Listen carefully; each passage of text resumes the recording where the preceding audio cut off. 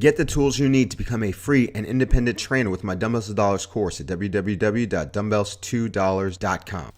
How you doing, everybody? Jonathan here, your original Fit Boss, and in this video, and in about 5 minutes or less, I'm going to go over some client horror stories and how you can handle them, because once you run a business, you start to realize that the customer is definitely not always right. And in order to stay in business, you're gonna come across some jerks eventually.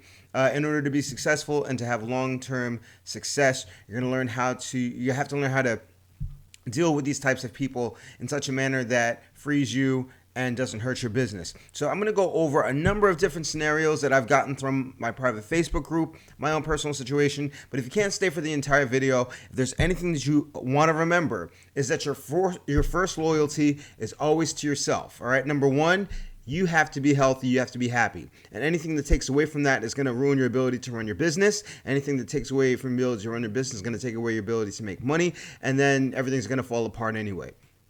Your second loyalty after yourself is to the business. All right. So if taking care of yourself means canceling a day, taking a week off, whatever the case may be, then you're going to have to do that. But everything besides that, the business is more important than any one client, because people are going to come and go. And so if you make sweeping changes because of one person, as soon as that person leaves, they've altered your entire business structure. They weren't worth it. All right. So I'm going to give you some scenarios that I've gone over, what these fit bosses did and what you can do to be a better fit boss. So first scenario, my buddy Darian out in California, we were talking about Facebook ads, and he ran a Facebook ad, 30 days for $30. All right. So essentially, if you start March 1st, you get to come to as many classes as you want until April 1st. So one client felt the need to take it upon herself to try to reinvent that and say, no. It's 30 workouts for $30, okay? And in that situation, I believe he was able to talk her out of it. But in instances like that, all right, either refund the client, because if they're going to split hairs like that and be a pain in the ass, all right, the $30 isn't worth their BS anyway, so get rid of the client, all right? Or in instances like that, to avoid jerk clients like this, always make sure that your contracts clearly state when the start dates are, when the end dates are. Remember, business comes first in all instances. Another situation I got was from a personal trainer. I cannot remember her name. I'm very sorry, but we were talking in the private Facebook group. She was doing a personal training program with an online component, and she was actually offering nutrition. Being a good trainer, the focus was on nutrition, and she just added the training live. And the client does not listen to her. He fought her on every single front. Eat more vegetables. Didn't want to eat vegetables. Stop drinking. Drank excessively. You find this client, they're the self-destructive client that doesn't do anything you say and then complains that they don't have results.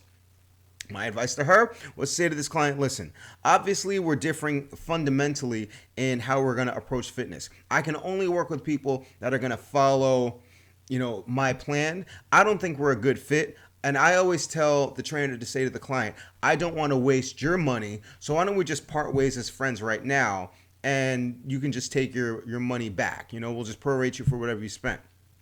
Because if the client is going to cause you the stress, it's going to ruin the business. If it ruins the business, it's going to hurt your ability to get more clients. So if you got that client that just won't listen to any of your advice on nutrition, just kick them to the curb. It's not worth it. The next one was pretty messed up, and it was a trainer that there was a dispute with a client, all right? I'm not exactly sure what, but essentially the client says, you're going to give me X of what I want, or else I'm going to write a bad review on Google. And anybody that knows the business knows that if you get a bad review, it's like people go directly for the bad review, and they believe that even if you have 100 good reviews. I actually had the same situation happen to me, where somebody went on Yelp and wrote a bad review for my boot camp. They said that my facility stunk. It said that I had the gift of gab, but I didn't know how to train. It said that I was irresponsible, and I had the person's name. You can't always stop people from doing that, but one thing that you can do with these review sites is that you can always respond. And I always recommend that whenever you get an alert that you got a review, if it is bad and if it's untrue, just respond. All right. Don't cave to the client and say, okay, fine, I'll just do whatever you want. Don't cave to the client.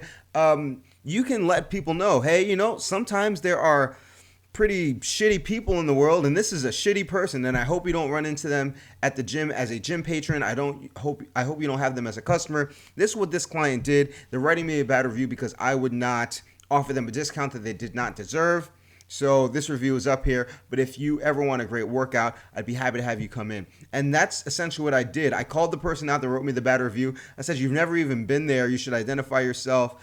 And anybody else can look at the rest of my reviews and see this person is clearly an outlier.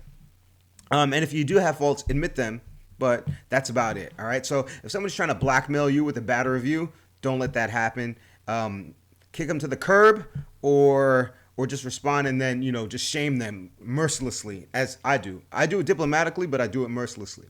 The next thing, this happened to me earlier this year, and I don't think this client was bad per se. I actually liked her a lot, but she was part of a multi-level marketing company, like, what are those things called? Like Amway or those, I can't remember, like Herbalife, but it was different. All right. They're all different. They're all supposed to be the real deal, but she became a part of this thing. And then she was like selling her product within my boot camp. And I run fat loss contests every 8 weeks. And so she was messaging people that she barely knew in my boot camp. She would kind of like buddy up for a day, and then she would message them, and then she'd be like, hey, I'm running this. I offer this nutrition program to coincide with Jonathan's challenge. You should try it. And I only found out about it because one of my clients told me, oh, this person messaged me and she's trying to sell me this $1,000 program. I'm not sure if that's right. Thank God for loyal clients. So always keep your loyal, good clients close and always treat them well because they'll watch your back when you can't see what's coming. So I approached the multi-level marketing person. I said, hey, are you approaching clients? This person said no. And then all of a sudden I hit them with proof, and they're like, oh, well, this is to your benefit. And long story short, I couldn't get her to see the error in her ways. Moreover, every opportunity that I eavesdropped on her to, when she was talking to clients, she was trying to sell her program. So she was due up for another couple months. She was going to pay me $400. And instead I said, keep your money. I don't think we should work together anymore. And then we parted ways. And I actually still like her, but she was not going to do best for my boot camp. So business comes first, client comes second. I cut the client loose, and I'm better off for it. Another thing is I had a client that decided that she wanted to try CrossFit. I run boot camp, and then she let me know. Long story short, she had 2 weeks left in her membership, and she was going to go to CrossFit. I said, fine, you'll be back. And she came back. But in those last 2 weeks, she started to talk to other boot campers about how great CrossFit was, trying to get them to come with her. So as soon as that became news to me, I said, all right, this is what we're going to do. I'm going to give you your money back. Your membership ends today. I'm going to give you the money back for the time that you didn't use. It's probably best that you go to CrossFit now. All right. And I didn't give her a reason. I just said, this isn't going to work out. You're probably better off. I made it seem like it was best for her. But here's the thing. She wasn't necessarily a bad person, but even jerks do bad things. Even nice people do bad things that might hurt your business. And your number one goal is to protect your business. All right. So you're going to always have to keep your eyes peeled for whenever you're being manipulated, whenever you're being taken advantage of, whenever you feel that people are trying to use all of your hard work to get their own clients. You got to cut that out because they're going to just eat away at your business, eat away at all your hard work, eat away at your money, and then all of a sudden your business fall apart. So I just want to make this video to let you know that, it does happen. There are some jerks out there, but your goal and your job is to keep your business afloat, keep it running, keep it prosperous. And no client is worth your business. I don't care how much you like them. I don't care how much they're going to pay you. Unless they're going to pay you enough to replace your entire business, they're not worth it. So that's about it. I haven't made videos in a while. I just thought I would make a video now because honestly, all the surface level information that I could think of is on YouTube already. All the step-by-step stuff is on my Dumbbells to Dollars course. And if you don't have my Dumbbells to Dollars course, you should go to www.dumbbellstodollars.com. It's going to teach you all the step-by-step stuff on how to be more successful as a business owner, as a personal trainer in the fitness industry. But I thought I would make this because, personal training and boot camp, it's not all like roses. But if you protect yourself, you'll be much better off. You'll make good money. You'll enjoy life. So that's about it. I hope you found this video helpful. If you have any questions or comments, put them in the comment section below. It may inspire me to dust off my cap and make a new video. But you know where to find me on the other side of the Dumbbells to Dollars course. I guarantee it's going to be the best investment that you ever made as a trainer. So make sure to watch more videos on YouTube. If you have a horror story that you overcame, put them in the comment section. As always, remember to eat healthy, hydrate, drive safe. Stress levels don't get rest, don't stop anybody. Love your clients, say I love you back. I'll see y'all tomorrow or the next day, and you have a good one.